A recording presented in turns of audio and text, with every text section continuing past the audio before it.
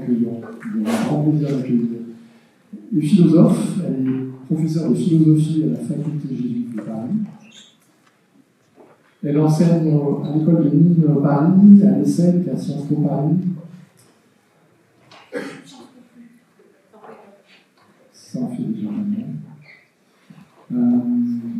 Elle est présidente et cofondatrice du Campus de la Transition. Il y a depuis fin 2017 de la formation, de la recherche. Elle a beaucoup travaillé sur les responsabilités éthiques et politiques des acteurs privés. Et elle est autrice, co-autrice ou directrice de nombreux ouvrages, dont le manuel de la grande transition, qui nous inspire. Et donc, nous avons demandé à Cécile de parler de l'expérience du campus de la transition et de nous donner son éclairage sur les enjeux de transition écologique et sociale dans l'enseignement supérieur et dans la recherche. Je vous laisse parler.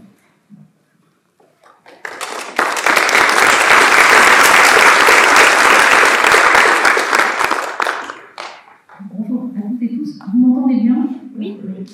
Mais je suis très heureuse et un peu impressionnée d'être parmi vous.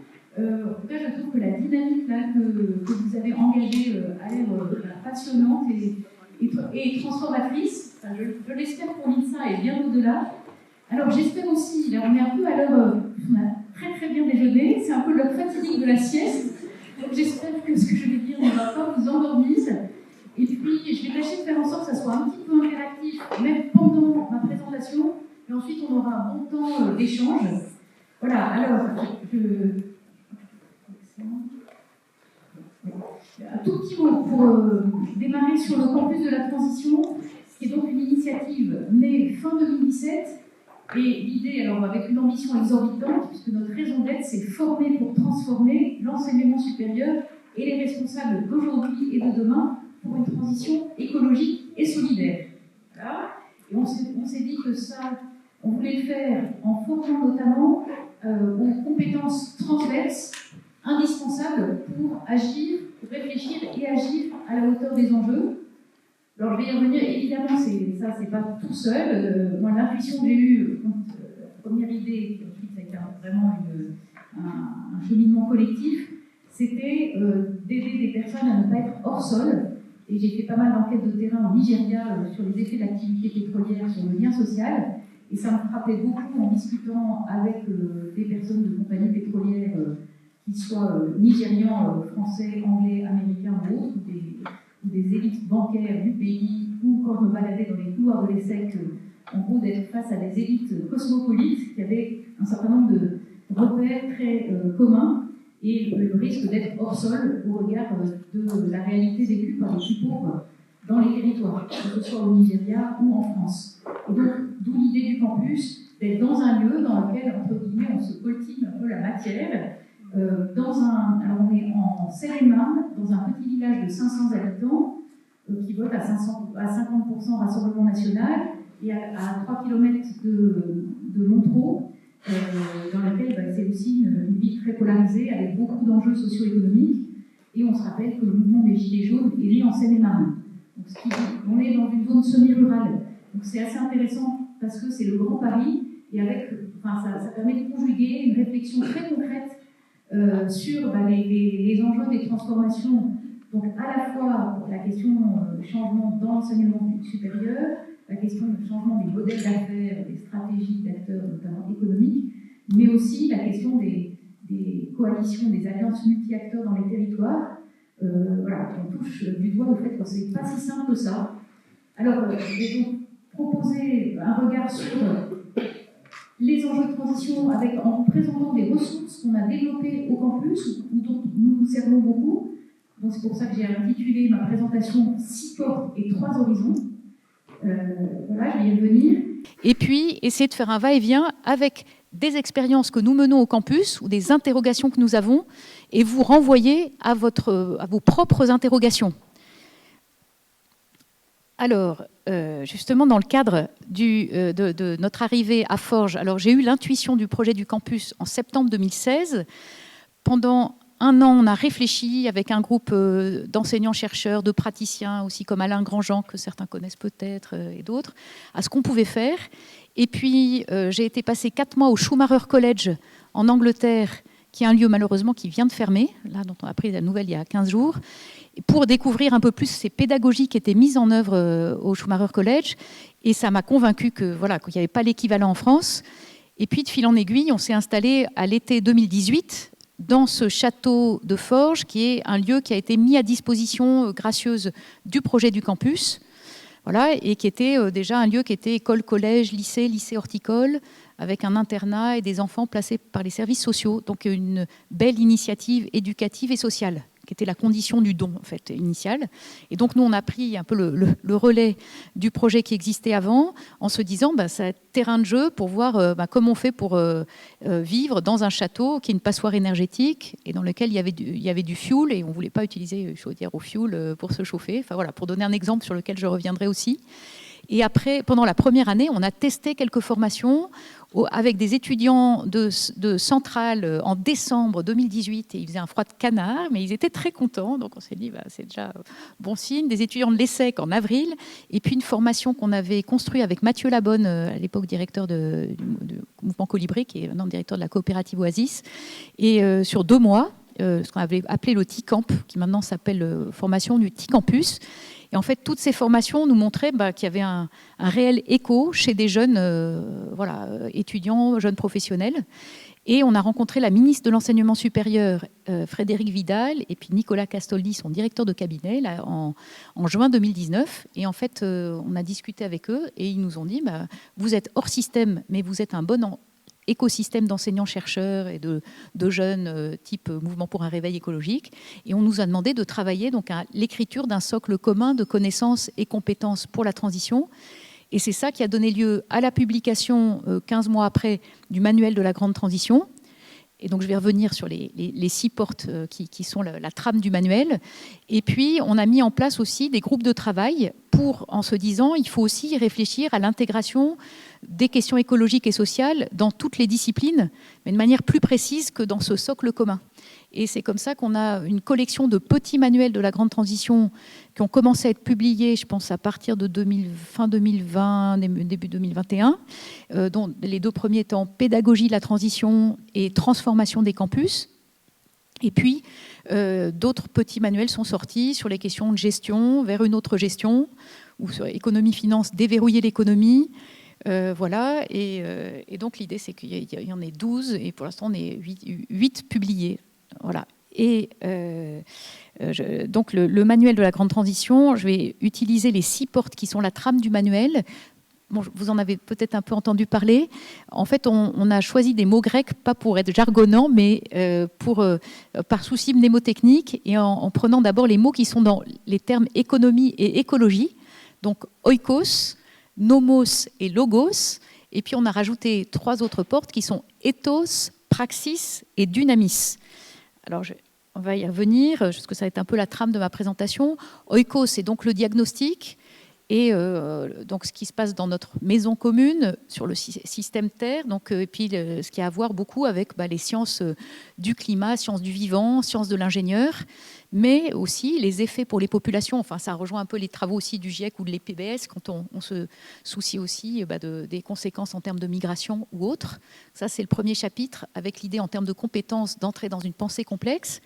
Puis, là, je prends les portes dans l'ordre du manuel. Ensuite, la porte ethos, se dire comment réfléchir à ce que veut dire le bien vivre et la question de la justice. Je vais y revenir tout de suite parce que j'ai aussi été demandé de bien accentuer cette question du discernement éthique par rapport aux transformations à effectuer. Donc je vais revenir sur cette démarche éthique.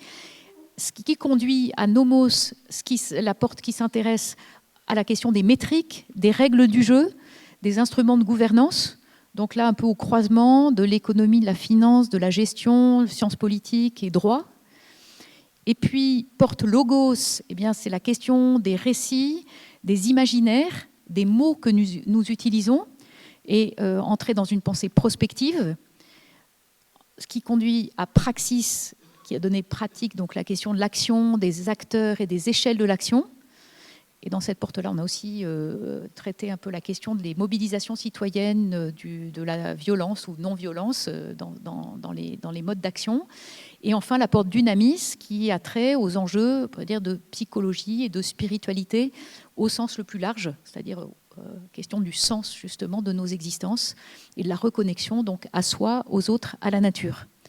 Voilà. Et ces 6 portes, finalement, ils constituent au campus la trame d'à peu près toutes nos formations, avec l'idée, on propose des expériences immersives. Alors, il y a un côté praxis, pratique, concrète, collective. Et puis, Dunamis, c'est aussi alors, ce qu'on appelle au campus la pédagogie tête, corps, cœur. Mais ça, je crois que ça a été bien repris aussi par la CEC. Je ne sais pas si vous utilisez ce vocabulaire-là, mais voilà, je pensais se dire, voilà, comment il ne suffit pas d'avoir un diagnostic intellectuel bien posé pour changer les choses. Comment voilà, reconnaître et nommer les émotions qui nous traversent et qu'est-ce qu'on en fait personnellement et collectivement. Voilà, alors je propose donc un petit parcours à travers ces portes avec, je pense qu'au fond, alors je prêche un peu pour ma paroisse si on peut dire, parce que je suis prof de philo et donc du coup je trouve que tout ce questionnement par les 6 portes, en fait, il permet d'avoir un itinéraire qui est philosophique au sens d'essayer de se poser de bonnes questions et mener discernement éthique. Et pour mener un bon discernement éthique, on a besoin de toutes les portes en réalité. Et on a repris dans la porte ethos du manuel la phrase de Ricoeur dans Soi-même comme un autre, qui parle de la démarche éthique comme la recherche de la vie bonne avec et pour autrui dans des institutions justes. Et nous avons rajouté aujourd'hui et demain pour vraiment faire droit à cette perspective justement qui est prospective. Et donc essayer de regarder quelles sont les composantes du bien vivre et du bien vivre ensemble, ici et maintenant, mais aussi pour l'avenir, et comment réfléchir aux injustices qui marquent nos sociétés à travers la planète, et essayer de réfléchir au fonctionnement plus juste d'institutions diverses, donc qui touchent aussi bien des établissements d'enseignement supérieur que des entreprises, que des administrations, etc. Voilà. Et alors, pour mener ce discernement éthique et pour mener cette démarche prospective, sachant que l'éthique, évidemment, elle conduit à des questions politiques, juridiques, etc. C'est pas, je pense qu'il y a souvent une mécompréhension de la question éthique. Parfois, on en fait une affaire de c'est bien, c'est mal, et puis quelque chose de très descendant. Voilà. Et là, c'est vraiment plutôt se poser des bonnes questions sur ce bien vivre dans des institutions justes et comment essayer d'enclencher des dynamiques collectives dans lesquelles on va débattre à la fin sur les fins et sur les moyens. Et du coup, il y a une approche que j'avais découverte au Schumacher College qui s'appelle l'approche des 3 horizons et qui, depuis le début de l'aventure du campus, nous a beaucoup aidé à réfléchir et que je trouve... Alors, il y a d'autres éléments prospectifs possibles, évidemment, il y a plein d'approches ou de méthodes possibles. Alors, je propose un petit regard sur cette approche donc, des 3 horizons. Elle a été conçue par Bill Sharp, qui était directeur de la recherche du groupe HP, et puis lui, je pense qu'il est devenu bouddhiste d'ailleurs aussi, parce qu'il y a un lien assez fort entre aussi sa recherche personnelle et puis ce souci d'emmener des collectifs de tous horizons à avancer en essayant d'éviter que les gens soient repliés dans une posture. Et donc, en gros, vous avez, c'est assez intuitif, j'espère que le schéma rend compte, c'est pas trop compliqué à comprendre. Alors peut-être, d'abord pour résumer les choses, en gros, il y a 3 horizons, H1, H2, H3. Dans la perspective de Bill Sharp, il s'agit de les prendre dans l'ordre H1, puis H3, puis H2. Et ce sont 3 horizons temporels, mais aussi 3 façons de regarder ce que nous vivons. Et en gros, il dit qu'à chaque horizon correspond une posture privilégiée. L'horizon 1, en gros, c'est aujourd'hui, ici et maintenant. C'est un peu le business as usual. Qu'est-ce qu'on est en train de vivre? Et la posture qui va avec, c'est la posture du manager, en gros, du dirigeant. Et je dis en un sens, moi qui suis présidente du campus, et on a une équation financière très compliquée, notre première question qu'on se posait au bureau du campus hier, c'est est-ce qu'on va avoir la trésorerie là, à partir de début 2025 et pour payer les salaires tous les mois. Et c'est se dire, mais ça, en fait, on est quand même tributaire des contraintes du monde d'aujourd'hui, du fait qu'on a peu de financement public, qu'on est menacé de ne pas avoir le rescrit fiscal. Enfin voilà, je pourrais faire la liste des contraintes qui pèsent sur une organisation comme le campus. Se dire, le H1, il est marqué, ce diagnostic, il est marqué par tout ça. Ensuite, il y a cette question de vers où voulons-nous aller? Alors, c'est le H3. Et là, la posture qui va avec le H3, c'est la posture plutôt du visionnaire, celui qui se projette dans un futur, alors bonne question à se poser, est-ce que le futur dans lequel on se projette, est-ce que c'est le futur probable? Est-ce que c'est le futur souhaitable? Et moi j'aime bien dire que peut-être entre les deux, il y a la question du futur possible, qui est une façon de reconnaître qu'il y a des futurs souhaitables qui sont très peu réalistes, voilà, et qu'en rester à des futurs probables, au sens où se dire il y a une probabilité, alors ça, il y a beaucoup d'entre vous qui sont beaucoup plus doués avec les chiffres que moi, je pense, dans la salle, mais dire il y a des probabilités diverses, qu'il y ait des cascades d'événements dramatiques en chaîne. Enfin, du coup, quelle probabilité sur quoi on va se baser? Et puis, si on a envie d'embarquer des collectifs, il faut qu'il y ait la question d'ouverture d'horizon, donc possible. Donc ça, c'est le H3. Et finalement, en termes aussi de discernement éthique, parfois, on se dit, le H3, en gros, il est assez clair. Et finalement, ce qui pose problème, c'est plutôt comment on va du H1 au H3, c'est-à-dire les trajectoires H2, sur lesquelles je vais revenir. Il me semble quand même qu'on peut se poser de bonnes questions sur la manière dont on décrit le H3. Parce qu'on pourrait dire, à l'échelle internationale, le H3, on peut dire, c'était la COP 21, et de se dire réduire, être à moins de 2 degrés, plutôt 1,5 degré, l'élévation de la température voilà, d'ici la fin du siècle. Mais quand on dit ça, c'est des chiffres, mais ça ne dessine pas l'horizon possible. Et au fond, il y a peut-être aussi tout un travail à faire qui soit davantage lié à cette porte logos, dire en fait comment on dessine, qu'est-ce que ça pourrait être ce H3. Donc déjà, et puis peut-être qu'il peut donner lieu à des débats. Et puis ensuite, là, donc le H2, ce que propose Bill Sharp, c'est assez intéressant et ça va être aussi, je pense, utile pour réfléchir aussi à ce que vous faites à l'INSA, comme dans d'autres établissements. Bill Sharp invite à se demander si ce qu'on envisage de faire, c'est du H2+, ou du H2-. En gros, est-ce que c'est du greenwashing, le H2-, ou est-ce que c'est réellement transformateur ? Alors après, la question est assez simple. Peut-être que les réponses, elles ne sont pas toujours évidentes parce que justement, de temps en temps, on a des initiatives dont on peut se demander si elles vont vraiment enclencher une mobilisation collective beaucoup plus forte. Et puis parfois, il y a des choses dont on se disait, elles vont être transformatrices, puis en fait, non. Et puis on peut se dire, a posteriori, c'était du greenwashing, ou c'était une belle déclaration d'intention, et en fait, on n'y est pas du tout. Donc, ce n'est pas forcément si facile de distinguer les deux, mais au moins, c'est une bonne question à se poser collectivement. Donc ça, je poserai l'une ou l'autre question là, dans mon petit déroulé pour nous inviter à nous demander quelles sont un peu peut-être ces tensions et que vous percevez, par exemple, pour ces processus de transformation à l'INSA. Alors, est-ce que ça va, là, cette présentation assez brève de cette approche des 3 horizons? Et peut-être juste un dernier point, c'est que vous voyez sur la gauche, en fait, moi, j'ai rajouté un H-1.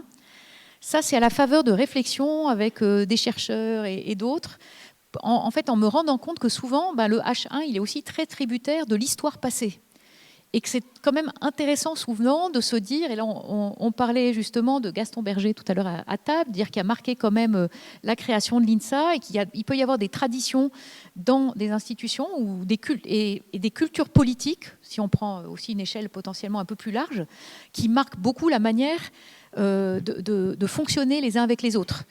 Et je trouve que c'est intéressant pour être dans des milieux souvent écolos qui veulent beaucoup d'horizontalité, qui plaident pour des formes politiques plutôt liées au municipalisme libertaire, à l'anarchisme et tout ça. On est quand même dans une culture politique en France républicaine, et c'est peut-être plus la République des communs ou des biens communs qu'on peut privilégier, ou en tout cas qui va résonner davantage avec notre culture politique que spontanément quelque chose de très horizontal et très décentralisé. Voilà. Donc, en tout cas, ça vaut la peine d'interroger d'où nous venons et nos référents pour se demander qu'est-ce qui va permettre davantage d'avancer au bon niveau. D'où l'idée d'avoir du H-1. Et puis, quand vous voyez les courbes qu'a dessinées Bill Sharp, c'est aussi intéressant, il dit, et ça je vais y revenir sur le campus, qu'on peut trouver ce qu'il appelle les poches, je crois qu'il dit pockets de H3 dans le H1. C'est-à-dire dire, en fait, il y a des initiatives aujourd'hui qui naissent et qui veulent faire image de ce que pourrait être une vie conviviale, sobre, qui n'est pas encore diffusée à grande échelle. Et typiquement, ce qu'on essaye de faire au campus depuis 6 ans, c'est de montrer qu'on peut vivre de manière la plus sobre, alors non sans incohérence, tâtonnement, etc., et puis en respectant la liberté aussi de chacun, mais en essayant vraiment ensemble de baisser notre empreinte carbone, écologique, etc., tout en montrant que ça peut être convivial, que ce n'est pas le retour à l'âge de pierre et que ça peut embarquer. Et du coup, nous, c'est vraiment notre idée, c'est de faire un peu image de quelque chose qui est possible, sans dire que tout le monde peut vivre la même chose que ce que nous vivons, en mutualisant beaucoup de choses dans un lieu très particulier. Voilà. Donc ça, on pourrait dire, c'est un peu cette idée de la poche de H3 dans le H1, mais évidemment qui doit s'articuler avec une réflexion stratégique sur ce qui va permettre d'embarquer beaucoup plus largement.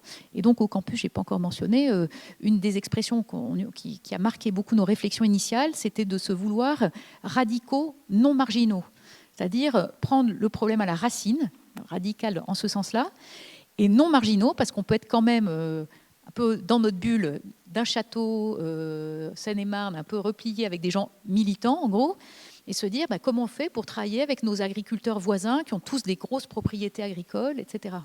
Et donc, non marginaux, c'est aussi ne pas être replié dans l'entre-soi.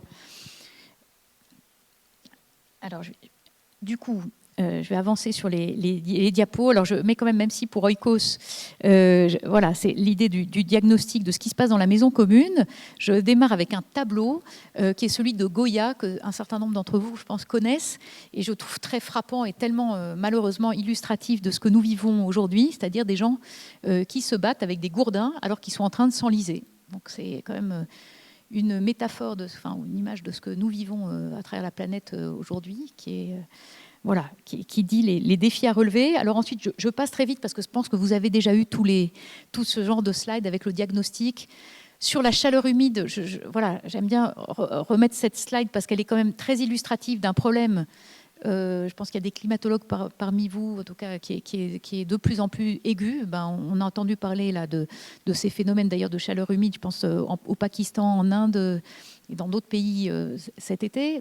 Et donc ça, c'est quand même un énorme sujet, mais je passe un peu vite. Je pense que là aussi, sur ce qu'on appelle la grande accélération du point de vue à la fois des tendances géo, je sais pas comment dire, physique et chimique, et puis du point de vue aussi de la surconsommation, et on voit toutes ces trajectoires qui sont complètement folles. Donc ça, c'est comment résister à ça et essayer de passer à d'autres trajectoires. Et puis bien sûr, cette image du donut, je pense que vous l'avez vu, et je trouve qu'il est quand même très aidante pour réfléchir aux façons de créer et de partager des richesses en respectant donc un plancher social et un plafond environnemental. Et donc ça, c'est, je pense que c'est un bon outil aussi, y compris dans le monde économique ou autre, pour aider des acteurs à réfléchir. Et puis j'avais mis une slide, mais je crois que je vais passer un peu vite sur un exemple à l'échelle internationale de ces enjeux. Je trouve que j'étais dans un jury de thèse il y a 1 an et demi d'une doctorante qui avait fait sa thèse sur les mines de cuivre anglo-américaines au Pérou et au Chili.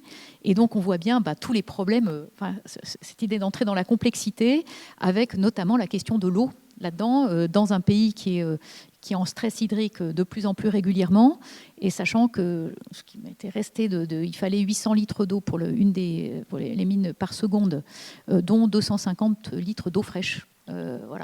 Et donc le gouvernement chilien avait décidé d'arrêter l'exploitation de la mine pendant un temps pour favoriser l'accès à l'eau potable pour les populations. Et puis, alors, nous expliquer, l'entreprise explique qu'il faut faire de la désalinisation. Et alors, je ne sais pas ce qu'en pensent les physiciens dans la salle, mais il y a un physicien, Christophe Goupil, qui est très proche du campus, et qui me dit ça, c'est vraiment la fausse bonne idée. En tout cas, ça pose la question de toutes ces boucles, et de la difficulté très grande à trouver des solutions, sachant que le cuivre est évidemment absolument nécessaire à l'électrification des usages. Mais je ne détaille pas trop la vision macro parce que je crois que vous l'avez beaucoup eue.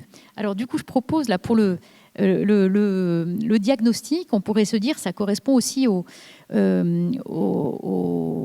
peu au H1 que nous vivons.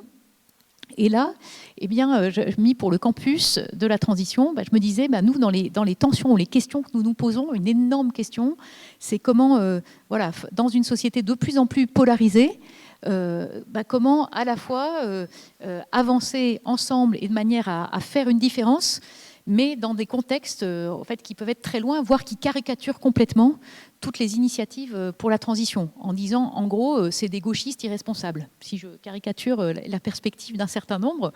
Et donc, voilà, donc cette question-là, pour nous, elle est vraiment presque quotidienne. Et du coup, on la résume aussi. Puis il y a ce lien entre ceux qui sont plus dans la partie écolieu du projet, qui vivent sur place et souvent avec des choix personnels de plus jamais prendre l'avion, enfin ce genre de choses. Et puis on travaille en réseau avec des personnes qui sont dans des grandes entreprises potentiellement, qui viennent et qui n'ont pas fait ce choix-là. Et voilà, et pour se dire et comment on avance ensemble. Et ça, bon, voilà, c'est pour moi des tensions de ce H1, c'est déjà d'arriver à se parler ensemble.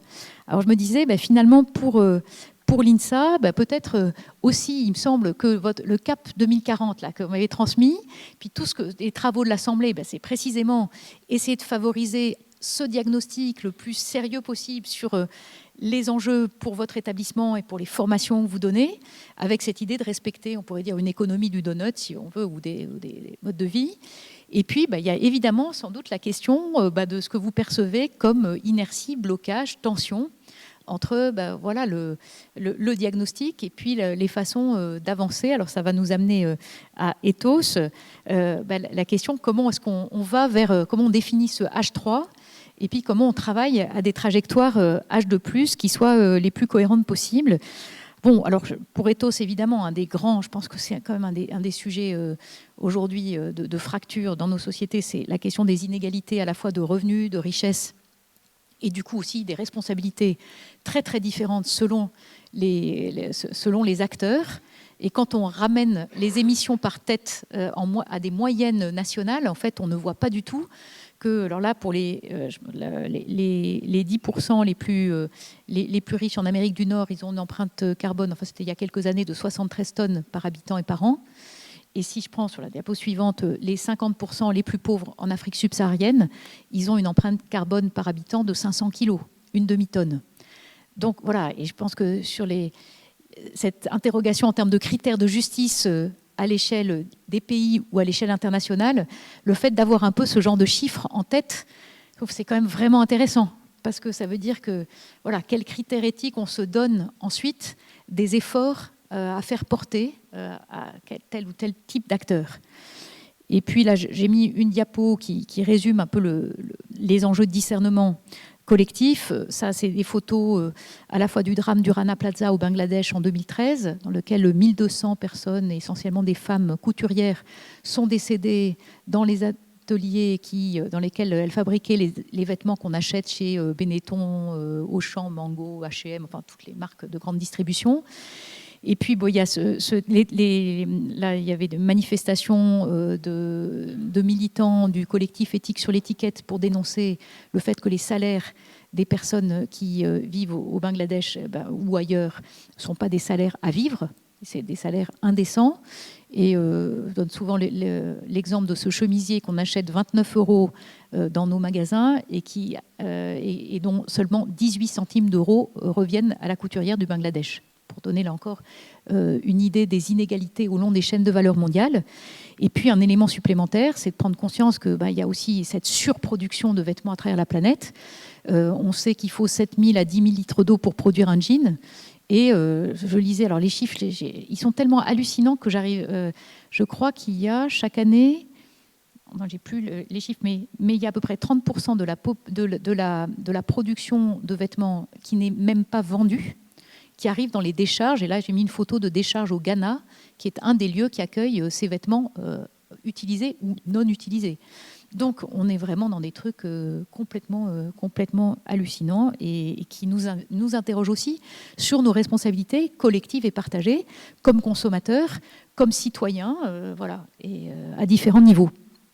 Alors, si j'en viens à des dilemmes au campus, là, quelque chose de très concret, on se dit beaucoup, nous, comment est-ce qu'on essaye d'être radicaux non marginaux? On est dans un beau château, là vous voyez la photo de la grande salle du château que certains connaissent, où vous êtes tous invités d'ailleurs à venir si vous avez envie de passer.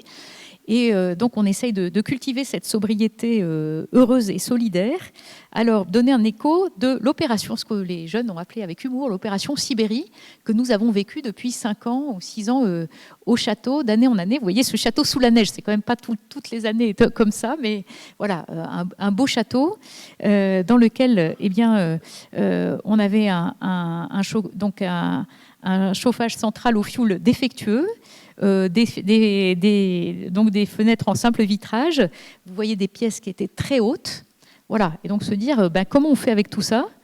Et puis des murs qui n'étaient pas isolés. À la fin de la première année, avec des étudiants d'école d'ingé, on a fait des chantiers pour l'isolation du 2e étage du château avec une entreprise d'insertion.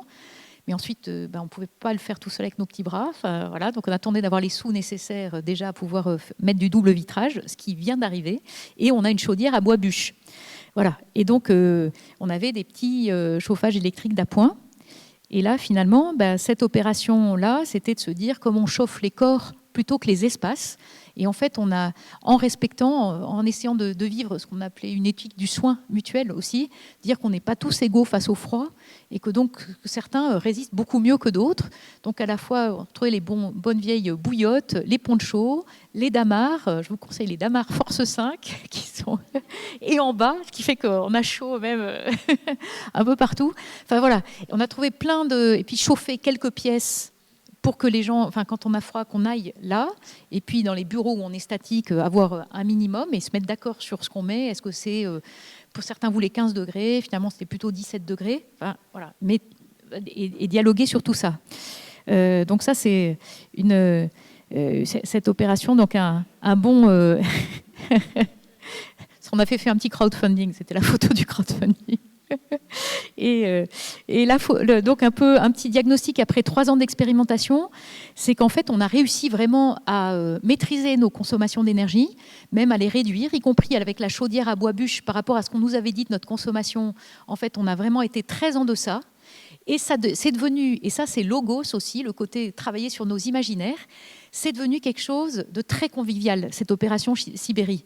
Et donc c'est aussi pour dire, en fait, trouver des moyens de vivre ça, pas comme des contraintes imposées, mais comme des choix volontaires et dans lesquels on peut avoir beaucoup d'humour. Et puis on mangeait beaucoup de gâteaux aussi, j'ai oublié de dire. Voilà, et qui était donc très très important pour le moral.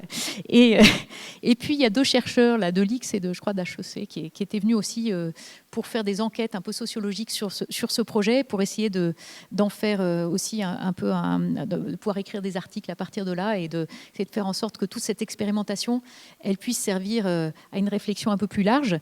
Et on est en lien aussi avec une initiative belge qui s'appelle Slow Heat, et qui, en fait, on fait un peu la même chose que ce qu'on a fait, nous, avec notre collectif du campus, dans le cadre d'une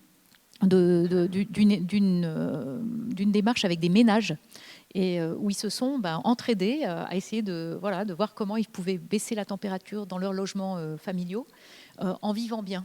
Et du coup, il y a maintenant une initiative à Nantes avec laquelle on est en lien qui s'appelle Slow Cold, pour dire aussi comment on fait avec la clim en été quand il fait très chaud. Donc voilà, pour donner des idées aussi.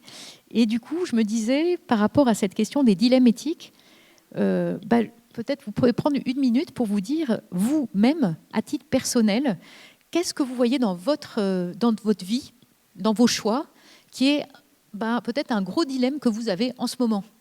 Et puis, vous dire aussi, à l'échelle dans l'établissement, qu'est l'INSA, et peut-être pour l'enseignement supérieur. Alors, j'ai repris les éléments dont m'avaient parlé Nicolas et Laurence pour préparer mon intervention, qui sont un peu des thématiques importantes pour vous, à la fois du point de vue du soin du vivant, de la décarbonation, des enjeux de robustesse et la question aussi de décloisonnement.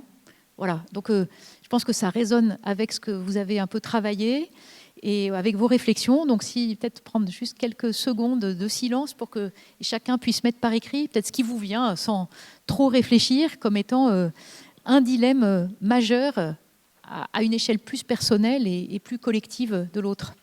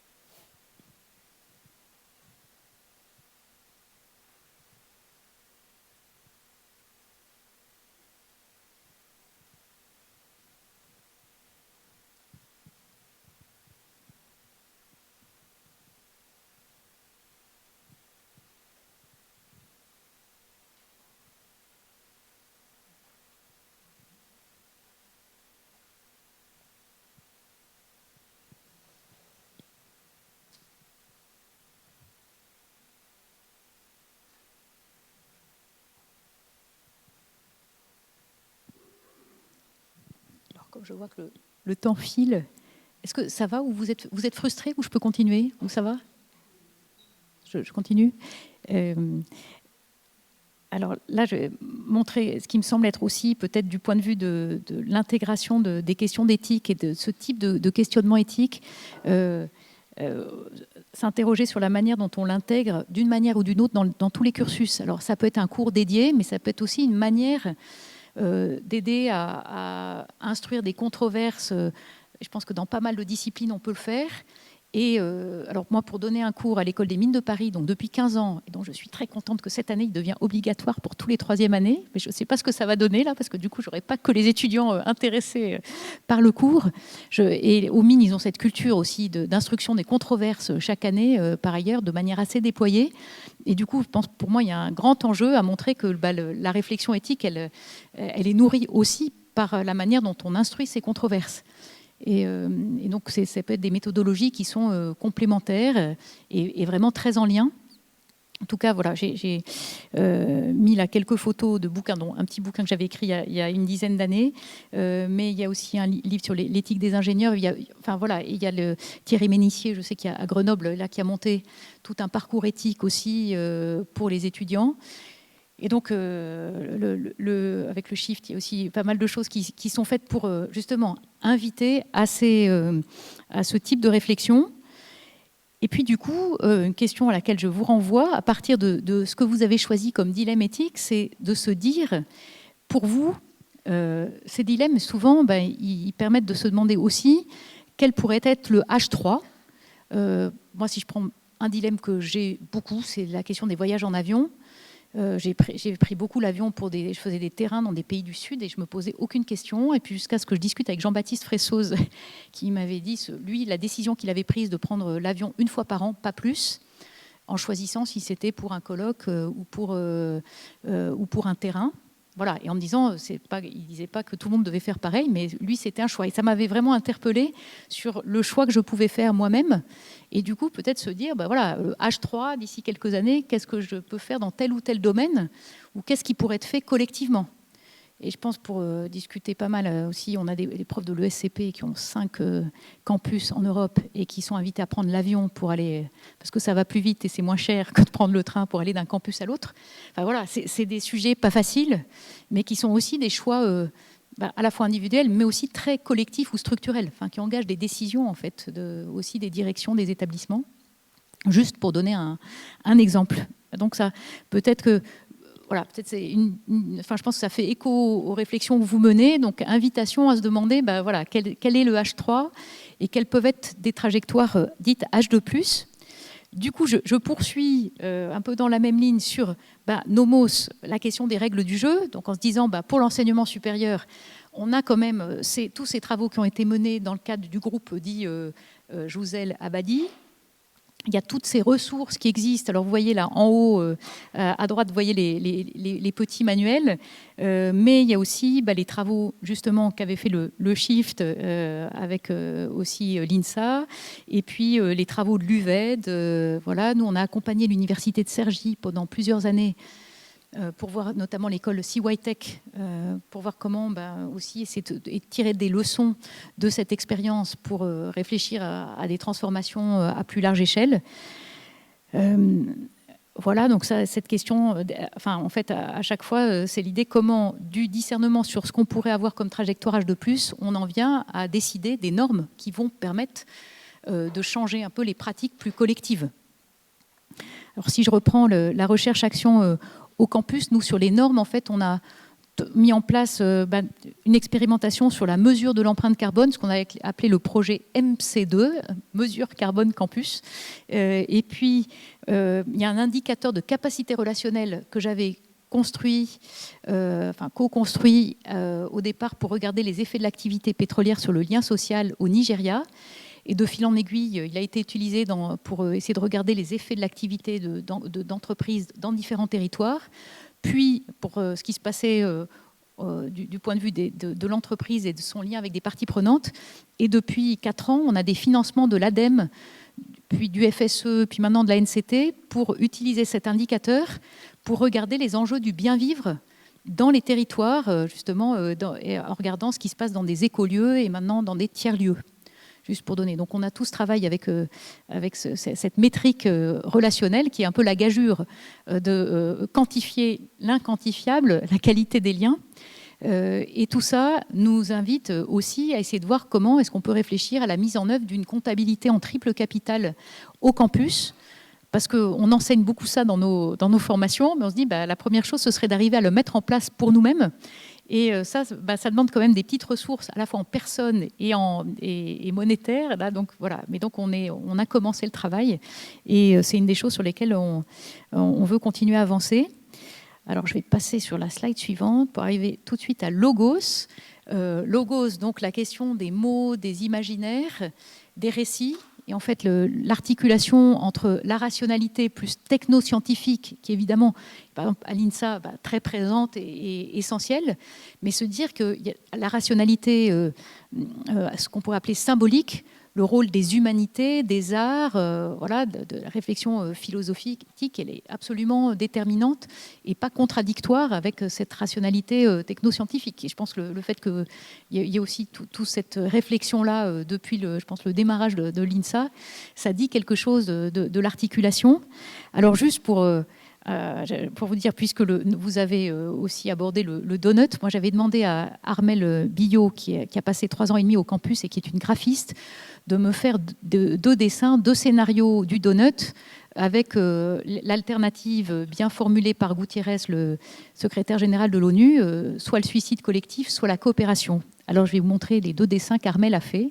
Je propose juste un petit temps où même librement vous pouvez dire ce que vous voyez sur le dessin, ce qui vous frappe. Donc on commence par le scénario du suicide collectif. Et du coup, n'hésitez pas à parler bien fort pour dire ce que vous voyez. La mort, oui.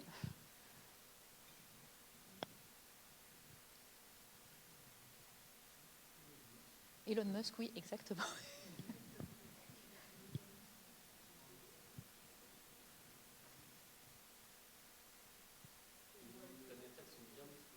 Oui. Oui. Oui.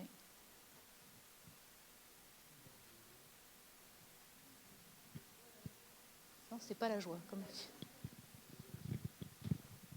Oui, vous entendez ce que je dis ? Désolation, souffrance, ségrégation. On a l'impression que la Terre est prisonnière du bonheur. Oui.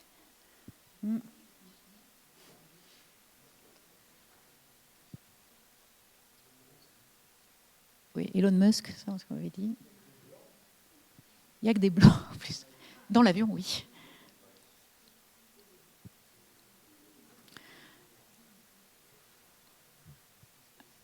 Voilà, du coup, propose de passer au scénario coopération.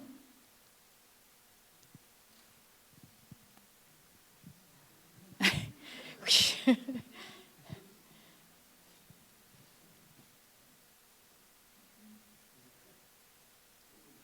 Beaucoup de verre, ouais.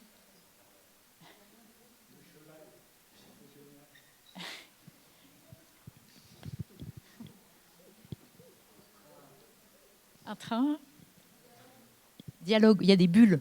Alors que dans l'autre, il n'y a pas du tout du lien. Ouais.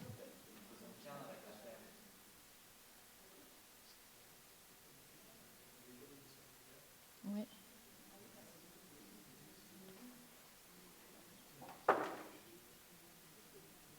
Voilà. Et pour vous dire, alors parce qu'elle a fait aussi les dessins en anglais, en fait, on avait joué avec le... Vous savez, Kate Raworth parle du Safe Living Space for Humanity, et on peut étendre à tous les vivants. Et du coup, l'autre, en anglais, ça fait Safe Living Space for a Happy Few. For the Happy Few. Voilà. Et comme m'avait dit, je ne sais plus, quelqu'un en sciences dures m'avait dit, quand on dit Elon Musk qui veut partir sur Mars, il dit de toute façon, sur Mars, les conditions seront toujours pires que la pire situation sur Terre. Je ne sais pas ce que vous pensez, mais enfin, voilà, pour dire c'est juste totalement fou de vouloir imaginer. Voilà. Et alors, du coup, je passe pour le campus, un peu dans notre scénario, justement, cette version coopération, cette importance des liens. Donc, il y a des photos, la voix diverses. On aime beaucoup danser au campus. Il y en a plusieurs qui se sont formés animer des bals folk. Donc, ceux qui sont déjà venus savent que c'est un des éléments qu'on aime beaucoup. Et puis, voilà, on a le potager, faire des choses ensemble. Enfin, voilà. Et, simplement. Voilà, alors praxis, voilà le temps qui passe, agir à la hauteur des enjeux. Bon, ça, je pense, on connaît bien là cette idée qu'il faut réduire. Voilà, ça matérialise bien, ça permet de bien visualiser les enjeux. Évidemment, ça touche la question de la transformation des campus universitaires. Alors j'ai mis, je pense que c'est des photos d'ici. Oui, c'est ça. Et photo du collectif. Et puis, bon, j'ai fait quand même un peu de pub pour le petit manuel transformation des campus, pour ceux que ça intéresserait de lire. Et puis, mettre juste rapidement, de toute façon, je pourrais vous laisser les slides pour ceux que ça intéresse de regarder un peu plus précisément.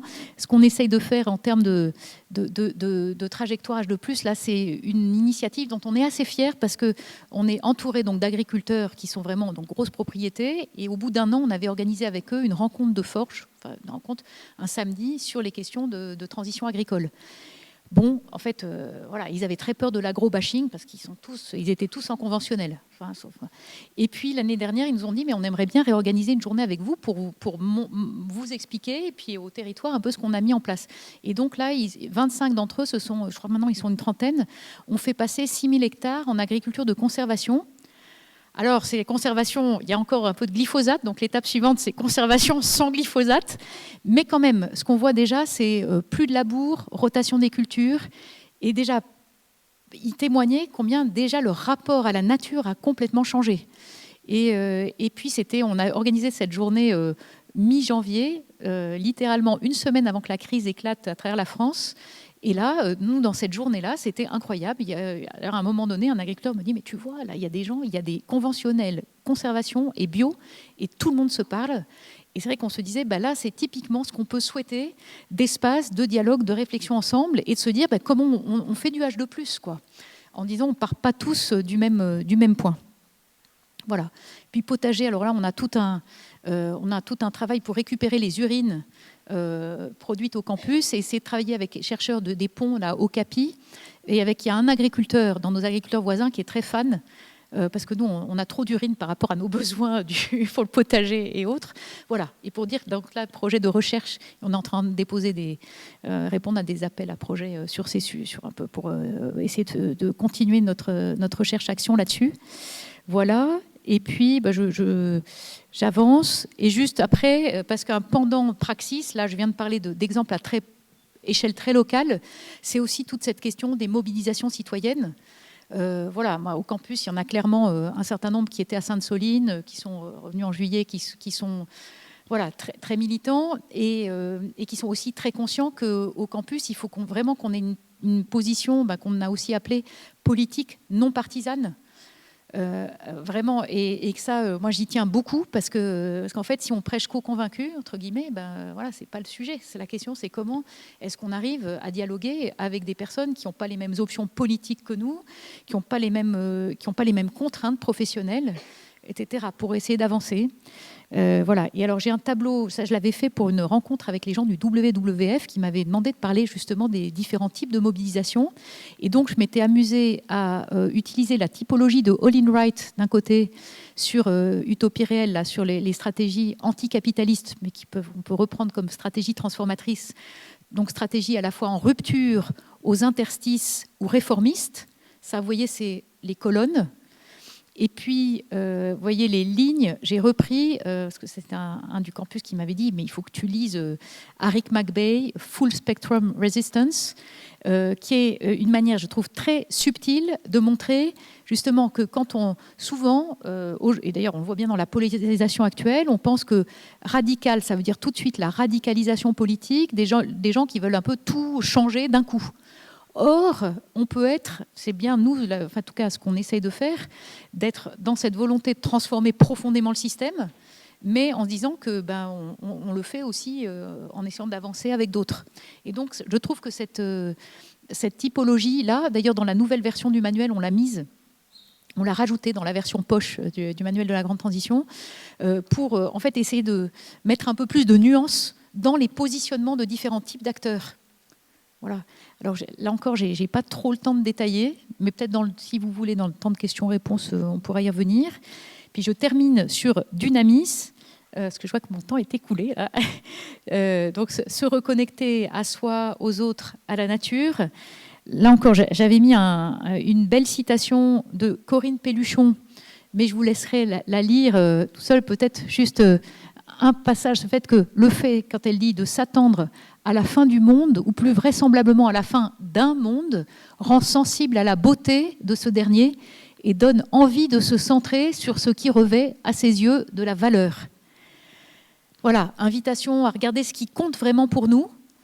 Et du coup, je vais terminer avec cette mention des vertus écologiques. Alors on aurait pu mettre aussi dans la porte ethos, mais je pense que ça va bien aussi avec Dunamis, c'est-à-dire quelles sont, alors pour reprendre la définition un peu qui était proposée dans un ouvrage collectif sur les vertus écologiques, les dispositions morales et spirituelles, les motivations et les représentations, les affects qui poussent les êtres humains à se transformer ou à se laisser transformer et agir pour prendre soin du vivant.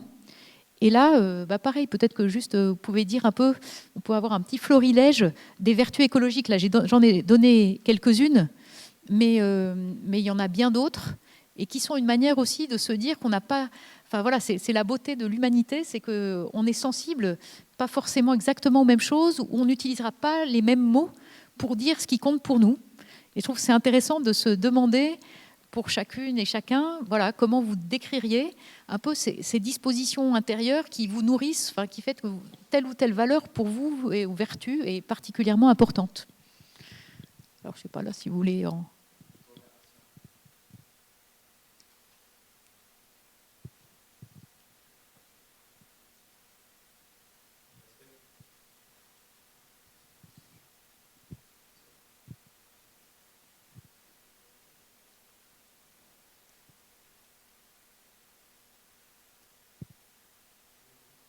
envie.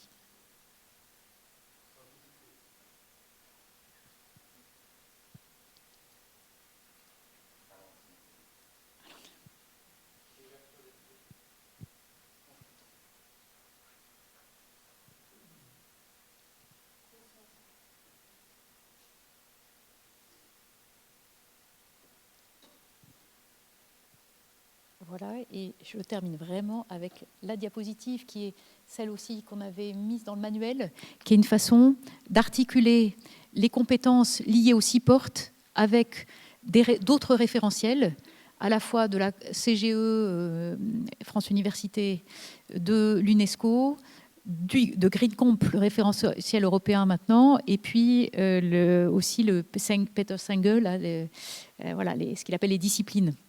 Voilà. Et je trouve que c'est vraiment intéressant parce qu'on retrouve, en fait, c'est même un peu bloc, enfin, après c'est dit pas forcément exactement de la même manière, mais c'est cette idée que ces compétences psychosociales, relationnelles, l'entrée dans la pensée complexe, prospective, le souci éthique, sont déterminants pour transformer l'essai. Voilà, et je termine sur une belle photo de la forêt du campus.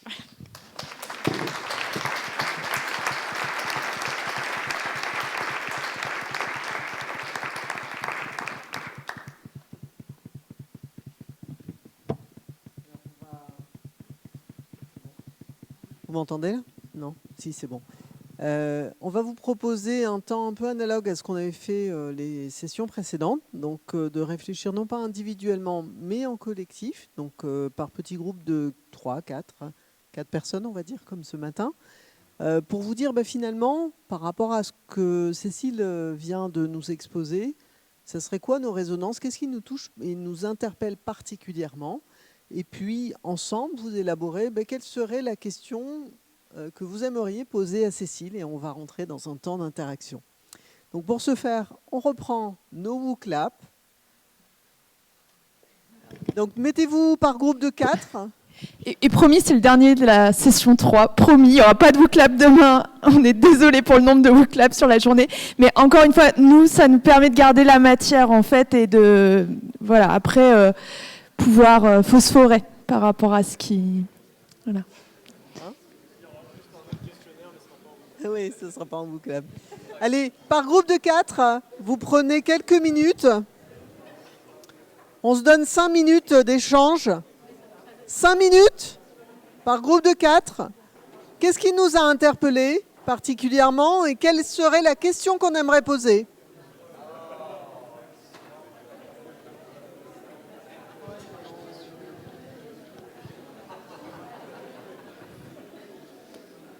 Et donc, par WooClub, vous nous faites remonter la question que vous aimeriez poser. 5 minutes d'échange.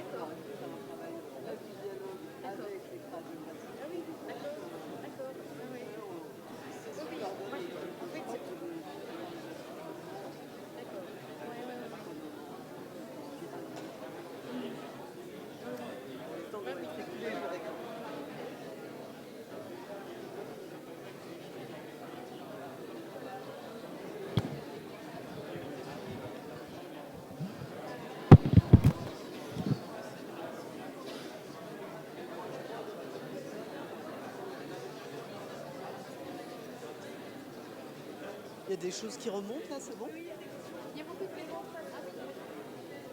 Alors encore une petite minute avant qu'on affiche les questions.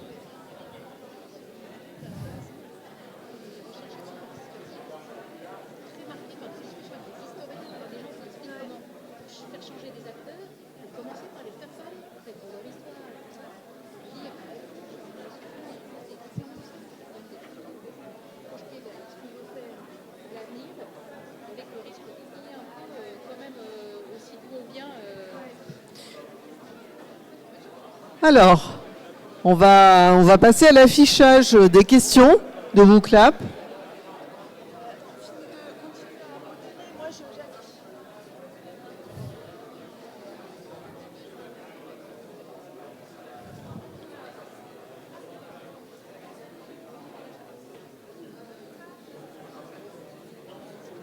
On ne sait pas pourquoi celui-là il marche pas. Je vais écrire à Sophie parce que du coup je peux pas passer le micro.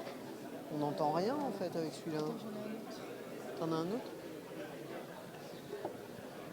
Je vais laisser celui-là.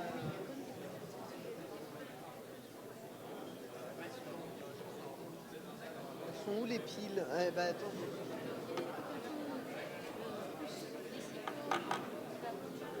Celui-là le temps est écoulé. Je vais le faire. T'embête pas, affiche toi ton truc. Affiche, je vais faire. Je te laisse le micro.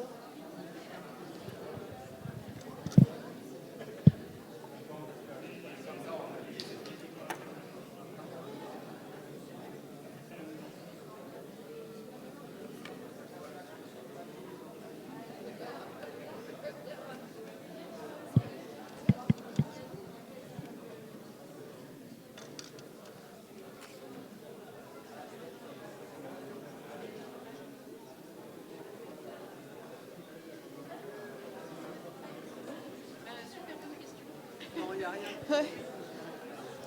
Il fonctionne pas non plus. Allô.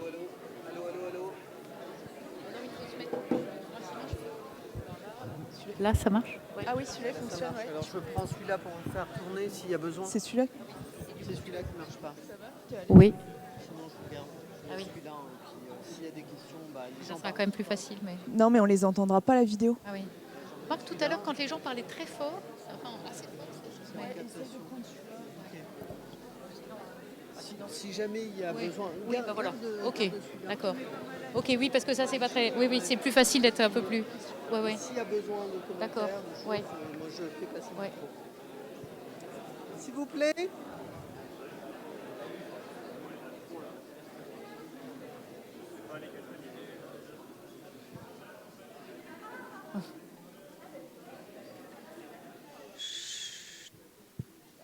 Voilà, on va laisser le loisir à Cécile de prendre quelques questions et de pouvoir nous apporter des éclairages complémentaires. Merci pour toutes ces questions passionnantes, mais il va falloir que je sois très synthétique, ce qui n'est pas toujours mon fort pour la réponse aux questions. Alors, je dirais qu'il y en a qui sont sur les 6 portes, là où les 3 horizons, et puis il y en a d'autres qui sont sur le campus de la transition, son financement, la manière de transposer peut-être ce que nous faisons à une échelle plus large. Et puis il y a des questions politiques aussi sur la manière dont nous réfléchissons avec d'autres. Alors peut-être sur les 6 portes. L'enseignement sur les 6 portes est-il nécessaire pour former des ingénieurs? Moi j'en suis assez persuadée. Et ensuite il y a plein de manières de le faire, mais qu'en tout cas dans les formations des ingénieurs, comme d'autres, ça soit utile et peut-être même nécessaire de passer par les 6 portes, j'en suis convaincue. Parce que, alors c'est sûr que les ingénieurs, on va dire, c'est oikos, beaucoup, Mais dans toutes les formations d'ingénieurs, il y a quand même du nomos aussi, parce qu'il y a des règles du jeu, il y a des contraintes, il y a quand même des cours aussi d'économie de gestion, au moins à minima. Forcément, ce que font les ingénieurs normalement, alors c'est peut-être un peu moins vrai pour les grandes écoles qui sont parfois plus dans le théorique, quelque chose de très transverse. Moi, je me rappelle quand j'ai commencé à enseigner aux mines, il y avait il y avait l'option finance. Enfin, on pouvait être quand même très loin des enjeux très très concrets. Mais globalement, le praxis aussi, au sens de l'action avec d'autres multi-échelles, ça, c'est forcément aussi, je pense, inhérent à ce qui est dans les formations. Alors ensuite, les portes qui sont un peu plus soft, on va dire, enfin soft skills, c'est-à-dire ethos, logos, dynamis, je pense que c'est très complémentaire. Il me semble que ça, vous le faites. Peut-être il faudrait se demander qui plus, qui moins, et comment être sûr que tous les étudiants aient accès aussi à ce registre-là. Mais ça, moi, je ne connais pas suffisamment les cursus à l'INSA pour dire. En tout cas, et là, moi, j'insiste un peu sur la question éthique. Là aussi, parce que souvent, en fait, si on ne met pas en avant en fait, les conceptions sous-jacentes du bien vivre, de la justice, qui traversent nos fonctionnements collectifs, nos institutions, en fait, on fait soit le jeu du business as usual. En fait, voilà. Et il y a aussi, du point de vue des scientifiques, parfois la défense de la neutralité axiologique du chercheur. Et ça, je crois que c'est éminemment critiquable. Alors là, je vous renvoie au petit manuel « Regard » au pluriel indiscipliné des SHS, qui a été piloté par des sociologues qui travaillent en école d'ingénieurs agro, que sont Claude Compagnon et Patrick Caron. Et voilà, et puis on était, Rémi Beau et moi-même qui avions aussi coordonné le manuel, on a été sollicités pour ce petit manuel justement sur à la fois des enjeux éthiques, des questions d'épistémologie. Et je pense qu'il y a aujourd'hui toute cette réflexion sur la science dite impliquée, engagée, et le fait que bien souvent, en fait, il y a ne serait-ce que les choix de financer tel ou tel type de recherche n'est pas un choix qui est neutre.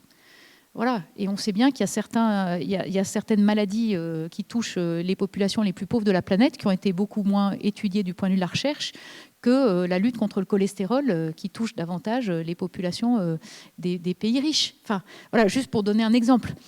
Donc voilà, d'où l'intérêt de passer par ces 6 portes. Alors, si je prends sur ce qui a trait peut-être un peu plus au H3, attendez, j'avais vu plusieurs choses. Alors, pas de H0. En fait, là, moi, je me suis dit H-1 pour parler du rapport au passé, mais on aurait pu peut-être mettre H0. Enfin, voilà, après tout ça, c'est un peu des questions de nomenclature et c'est un peu arbitraire. Voilà, en tout cas, l'idée, c'était ce regard vers l'avenir, enfin, qui est une manière, c'est inspiré donc de Bill Sharp, parce que là, c'est moi qui propose de rajouter ça. Et après, le H1, H3, H2, ça, c'est Bill Sharp et qui n'a pas prévu de H0. Après, voilà, moi, je pense que ensuite, il est tout à fait d'accord pour dire qu'on peut adapter cette approche en fonction des groupes et voilà, de ce qui paraît préférable. Sur les 3 horizons, alors pour H3, peut-être. Doit-on mettre l'INSA dans un vieux château? Il ferait froid. Non, je crois pas. Enfin, évidemment, l'idée, c'est pas de dire que plus c'est froid, plus c'est dur, mieux c'est, parce que ça, on a quand même un vrai sujet d'embarquer. Voilà. Et nous, on est bien contents au campus maintenant d'avoir une chaudière à bois bûche et d'avoir un double vitrage. On va voir ce que ça donne. Mais ensuite, en revanche, quand même de réfléchir collectivement. D'ailleurs, je n'ai pas trop prononcé le mot, alors qu'il est en fait clé au campus. Enfin, la question de la sobriété, se dire vraiment qu'est-ce que veut dire une vie donc plus sobre et conviviale. Je crois que c'est ça le sujet dans le H3. Inévitablement, si on veut respecter le donut, en tenant compte des inégalités mondiales et du fait que les étapes à franchir sont, en fait, c'est quand même colossal, là, tout ce vers quoi il faut aller. Se dire que faire image d'une vie plus sobre à bien des égards, qui correspond, alors les économistes atterrés avaient écrit un petit bouquin il y a 2 ans en disant de quoi avons-nous vraiment besoin? Je trouve que c'est une très bonne question.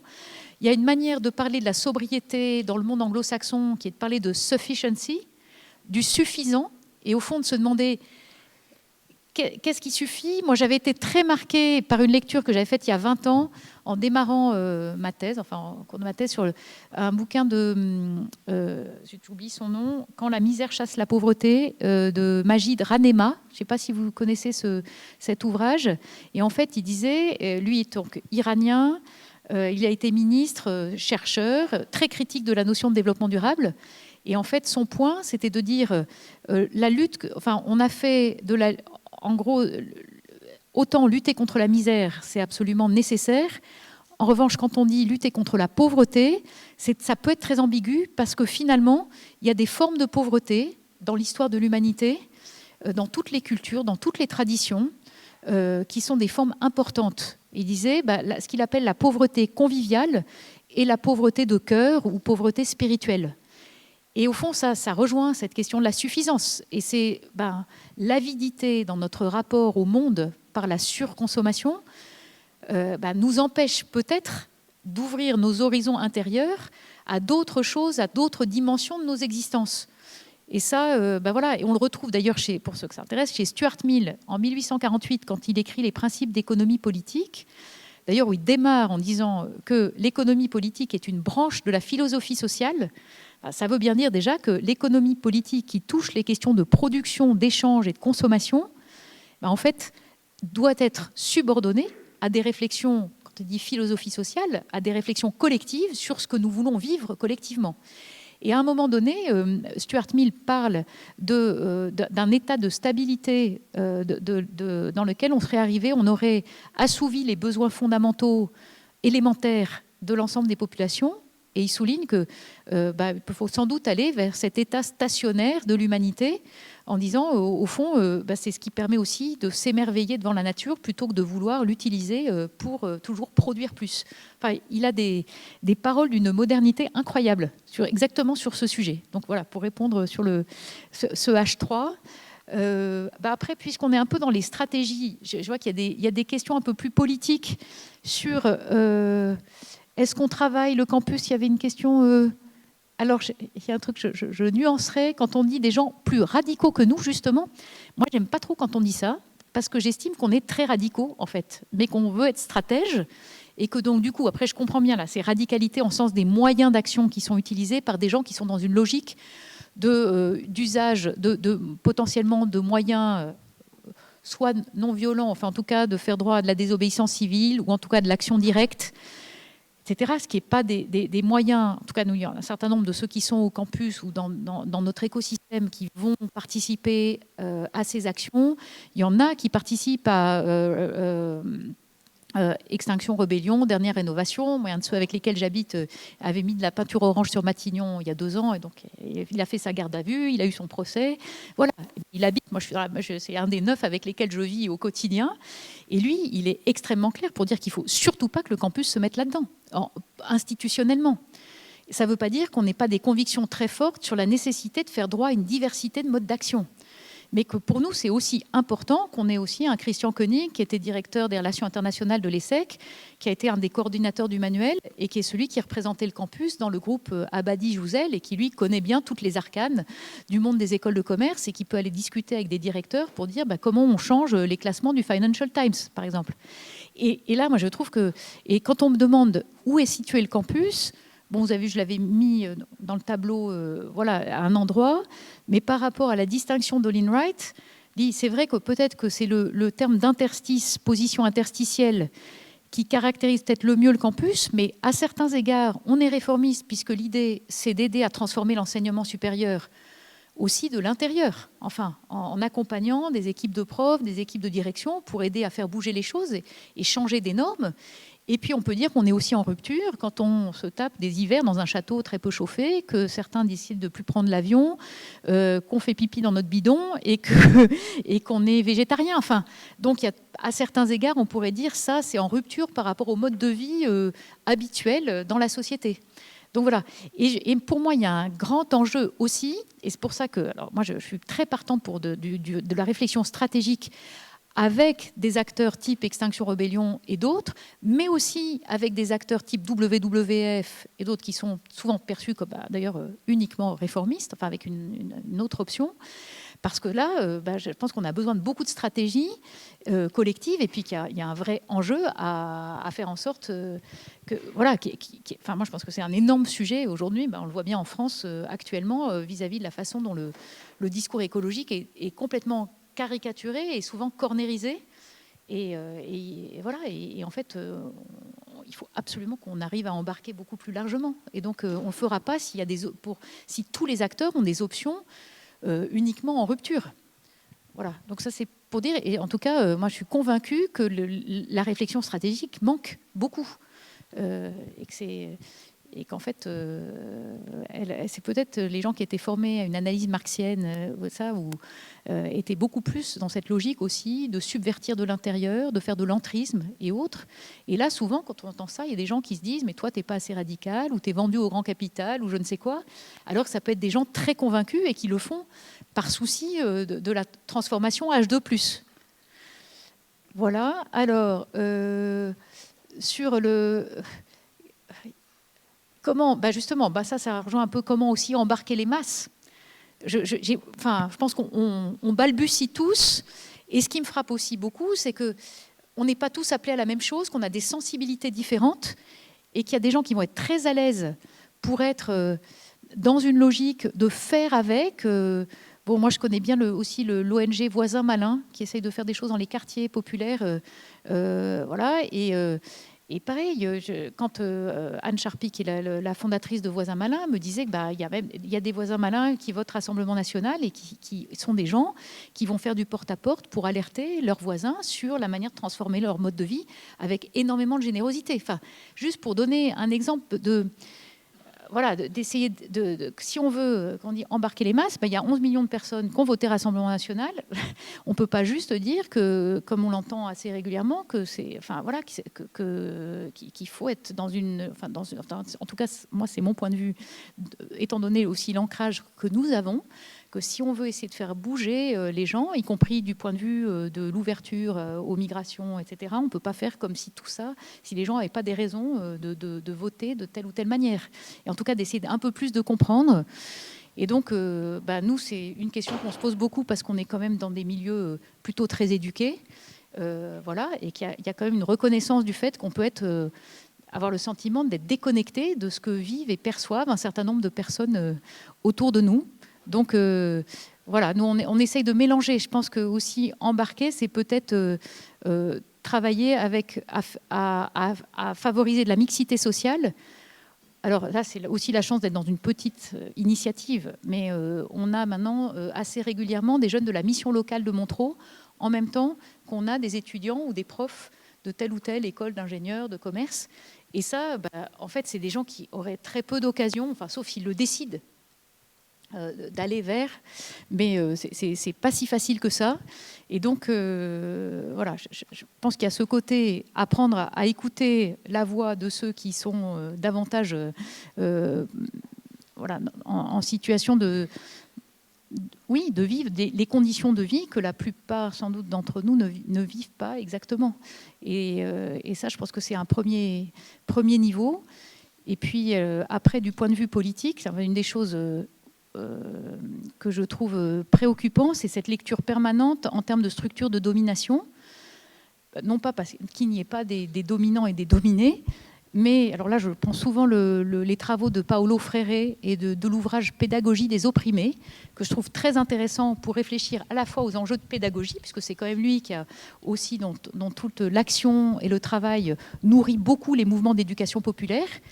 Mais une des choses que martèle Paulo Freire, c'est qu'il y a, son livre s'appelle Pédagogie des opprimés, donc il y a des opprimés, il y a des oppresseurs, il s'agit de démonter le système, mais il dit bien que l'enjeu, c'est pas que les opprimés prennent le pouvoir et reproduisent les structures de domination. Et donc je trouve que là, en ce moment, et en France particulièrement, il y a quand même un vrai sujet aussi de se dire comment est-ce qu'on arrive à faire société.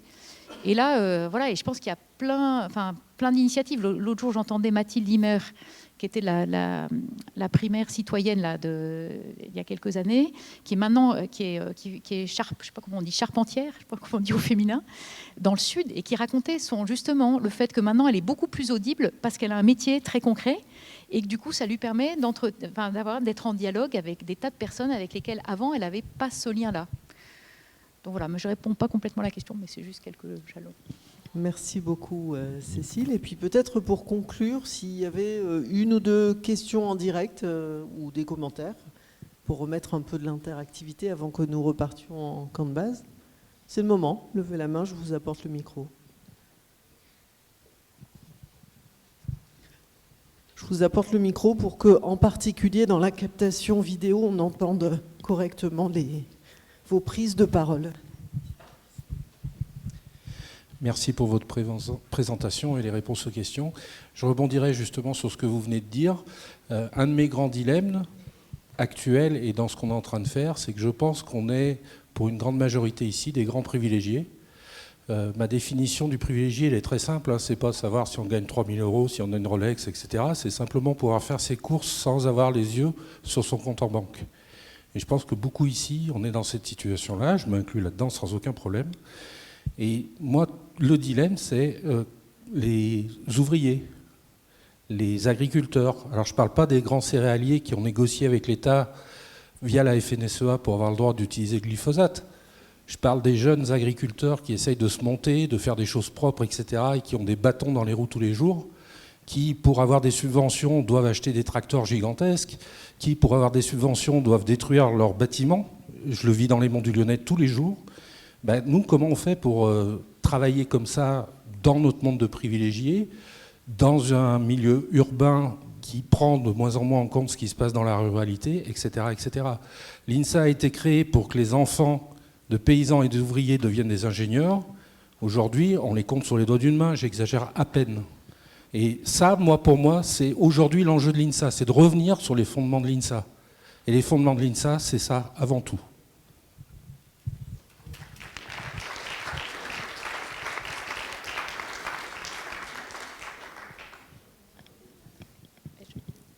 Je ne suis pas sûre d'être la mieux placée pour essayer de donner des éléments de réponse parce que je connais moins le contexte que vous tous. Mais du coup, je pense que votre interpellation, elle est très importante. Enfin, moi, elle résonne complètement avec ce que je vis aussi. Et en me sentant, à bien des égards, très privilégiée de pouvoir vivre ce que je vis, y compris de choisir la sobriété. Et justement, c'est autre chose que la précarité subie par beaucoup de personnes aujourd'hui. Et donc, je pense que cette question du dialogue, alors après, on ne peut pas tout faire, et c'est pour ça que je trouve l'approche des 3 horizons intéressante, parce que c'est aussi peut-être essayer de se donner des points d'étape pour se dire, on va commencer, peut-être, je ne sais pas, là, hier je discutais avec des personnes qui organisent des je ne sais plus comment ils appellent, science camps, là, des camps pour des jeunes, et en essayant de faire en sorte, ils voudraient que ça soit aussi pour des jeunes de milieux défavorisés, sur méthodologie un peu scientifique, aider à se poser des bonnes questions et à entrer dans une réflexion sur comment changer nos modes de vie et s'orienter. Typiquement, là, on avait aussi cette question, on disait, là c'est sûr, en plus si c'est des moins de 18 ans, que les parents riches vont tout de suite, les camps vont être remplis. Et donc se dire, mais non, il faut vraiment choisir de dire, mais non, et qu'on trouve des financements aussi ad hoc pour pouvoir avoir des bourses qui permettent à ces jeunes de pouvoir avoir accès. Mais c'est vrai que ça demande de faire une volonté forte d'y arriver. Et c'est vrai qu'aujourd'hui, comme en plus, là on me demandait sur les modèles économiques, nous c'est un vrai sujet au campus, parce qu'on aimerait vraiment pouvoir accueillir beaucoup plus. Aussi même de jeunes qui viennent d'universités, pas que d'écoles, on en a un peu. Mais la réalité, c'est qu'en fait, il nous manque du financement pour ça et que je ne sais pas si on existera encore l'année prochaine. J'espère que oui. Mais on est dans une situation complexe, même si on a énormément de jeunes bénévoles ou moins jeunes qui viennent nous aider. Juste pour dire, et ensuite, ça marque nos choix, parce qu'on dit qu'il faut quand même accueillir tel ou tel type de population pour pouvoir aussi faire vivre le projet. Et donc je consonne complètement et ça, je pense, ça nous renvoie aussi, mais à ces énergies positives et à cette capacité d'action collective que vous avez. C'est pour ça que je trouve vraiment extraordinaire qu'il puisse y avoir ce travail. Parce que c'est quand même se dire, qu'est-ce qui pourrait être mis en place ? Je pense qu'il y a des représentants aussi des collectivités territoriales et autres là parmi vous. Et donc se dire peut-être aussi une alliance entre l'INSA, tel ou tel acteur, en se disant, ça peut commencer par un projet, ou de se dire les choix de bourse aussi pour accueillir les étudiants. Je pense qu'il y a quand même pas mal de leviers possibles. Merci beaucoup. Je crois qu'on peut applaudir un grand bravo et merci infiniment, Cécile.